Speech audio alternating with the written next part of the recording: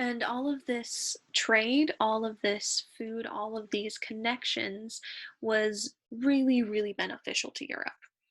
In terms of politics, the money led to an increase in state power. The more money that a country has, the more power that its ruler needs gets to have because there's more to go around. And this led to systems of absolute monarchy, where you had one person who was totally in control. They didn't have any laws or legislature, any parliaments or groups or customs that were limiting what they could do. Here's a few examples. You have Catherine the Great and Ivan the Terrible within Russian history, Frederick the Second, Frederick the Great of Prussia, and here Louis XIV of France. And a lot of these portraits can give you an idea of just how rich these were, how much power they had, all of these magnificent furs that people are wearing.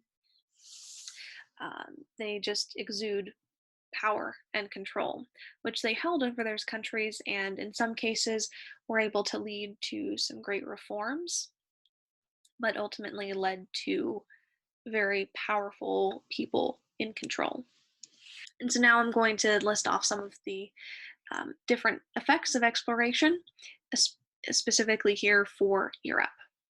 This age of exploration and discovery led to Europe gaining a monopoly on trade products, especially those of Spain and Portugal. Those two countries would become the first empires of exploration. They had access to all of the new goods coming out of the New World and first dibs on the land there.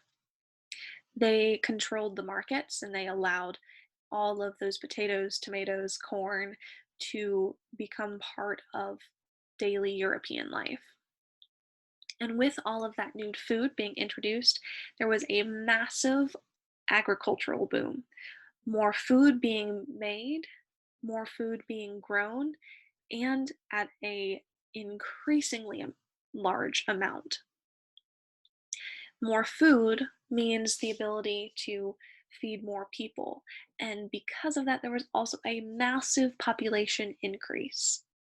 Most of the wealth brought via trading was centered around urban centers, centered around cities and the ports that would actually be bringing in these ships with trading goods. And a lot of people migrated from rural areas into those cities to take part in the trading goods, to take part in city life, because you might as well go where the money is to succeed. And so you have a boom in people who are living in cities and growth of cities as a whole. They become the center of life and centralized people all in one place. You also have an imperialist mindset where not only do you have those absolute monarchs taking control and being imperial in their own regions, but you have this idea of imperialism over the rest of the world. Europe was com- Europe was able to take control of a lot of the New World comparatively easy, in part due to disease and the advances of guns and steel. And that made this idea of the New World being less developed than the Europeans were. And the idea that they could come and help develop a region that was less civilized or less developed than they were because they had advancements that other areas of the world did not. And for the rest of the world, this completely changed trade patterns and routes. Rather than being totally land based, now you have the use of ships way more often. Now, travel amongst the seas becomes incredibly common. Not only do goods start to be transported at higher and higher rates, but you have the movement of people, especially in the 16th and 17th centuries. and increased colonialization of these areas. You have competition for trading settlements, which in the 16th and 17th centuries starts to include more than just Spain and Portugal. You have French, you have Dutch, and you have English that are all starting to set up their own trading settlements and eventually colonies in the regions. Yeah, with colonization, that's settling and establishing control of an area. Whereas with trading settlements, it would be just kind of a building. It would be a place where you'd have a few people staying to maintain trade routes, maintain kind of local trade, and they would be almost completely supported by incoming supplies.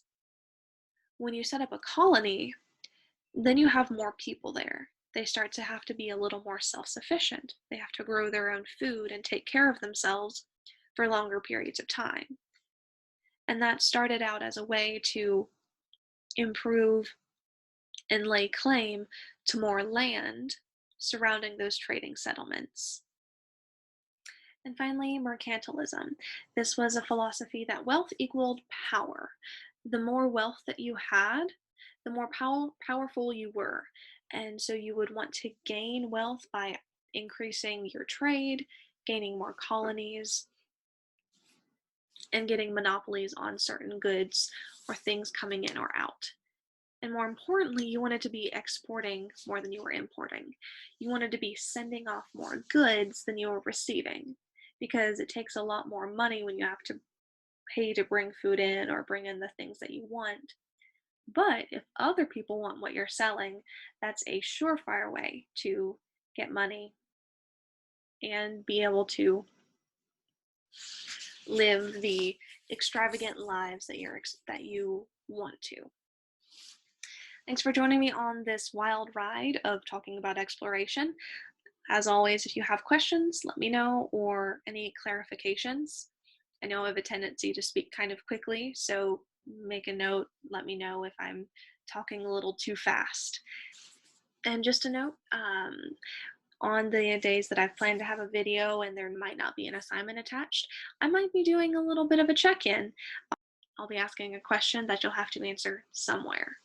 That's a way for me to check in, see who's listening, paying attention, and for you to make, and for also me to make sure that you are understanding and getting a little bit more out of these videos than me just talking to my computer screen, which I'm still getting used to. So have a great rest of your day. Ciao.